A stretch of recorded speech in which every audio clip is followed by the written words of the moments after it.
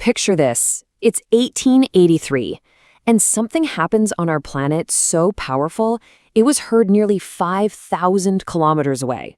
I mean, this was an event that shattered windows, ruptured eardrums, and made entire islands just vanish. To this day, it's still the loudest sound ever recorded in human history.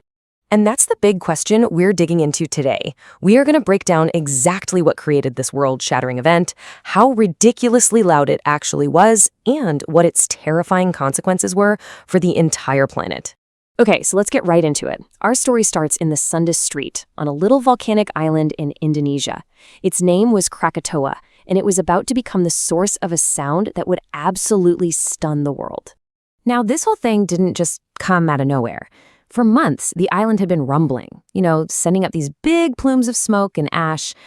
But even with those warnings, let me tell you, absolutely no one was prepared for the sheer scale of what was about to happen on August 27th. And this wasn't just one big eruption, no, it was a series of 4 catastrophic blasts, and each one was more violent than the last. It all built up to this final explosion that was so immense, it was beyond anything humans had ever experienced. So this brings us to the first and maybe the most famous effect of the eruption, the incredible, world-shattering sound it produced.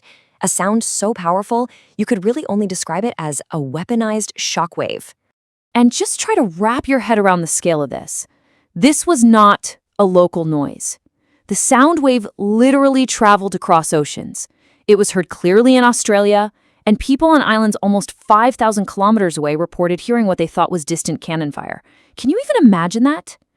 A sound so loud it could cross an entire ocean. So, okay, just how loud are we talking? Well, scientists later estimated the sound reached this just staggering number, 310 decibels at its source. Just let that number sit with you for a second. 310. 310 decibels is a number that's, well, it's almost impossible for our brains to really comprehend. To give you some perspective, a jet engine is about 150 decibels. A gunshot is around 140. Krakatoa wasn't just a little bit louder. It was on a completely different, unimaginable level of acoustic energy. And here's the thing you gotta understand. At these extreme levels, sound stops being something you just hear. It becomes a physical force. At 150 decibels, you start to feel actual pain. At 180, your eardrums can rupture. And once you get over 200, the pressure wave itself can damage your lungs. At 310 decibels, the air itself becomes a weapon, literally a moving wall of pressure. But believe it or not, that terrifying shockwave in the air was only part of the story. The collapse of the volcano into the sea had an even more immediate and even more devastating impact on the ocean itself. The sheer force of the island basically disintegrating triggered a series of colossal tsunamis. And these weren't just waves. They were moving walls of water that just surged ashore, wiping out entire coastal villages and settlements. The power was so incredible that large ships were just picked up and tossed miles inland. And to give you a sense of scale, the biggest of these waves reached heights of up to 40 meters. That's taller than a 10-story building.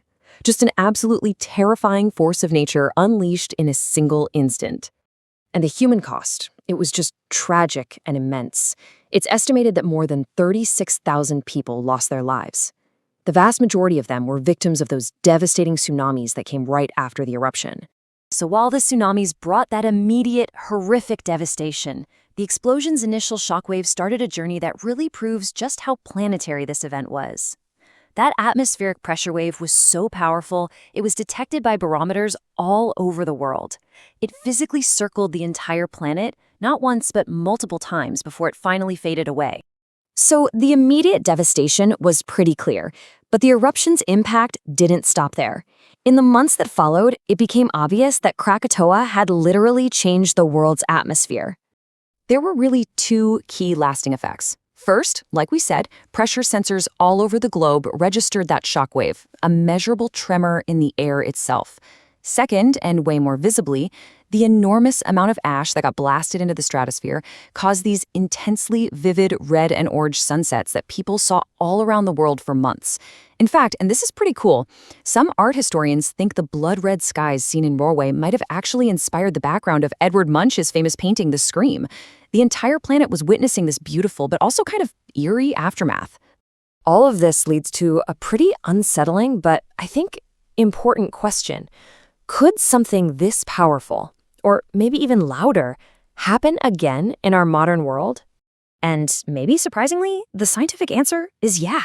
While a Krakatoa-level event is really rare, other kinds of cataclysms could unleash similar or even greater energy. We're talking about things like a major asteroid impact, the eruption of a supervolcano like Yellowstone, or even large-scale nuclear explosions. It's a pretty sobering thought, right? So what's the big takeaway here? You know, we usually think of sound as something passive. Music, voices, just noise. But Krakatoa is this stark lesson in nature's raw power. It's a reminder that even the air all around us can turn violent. It forces us to remember that once in our history, the planet screamed loud enough for the whole world to hear.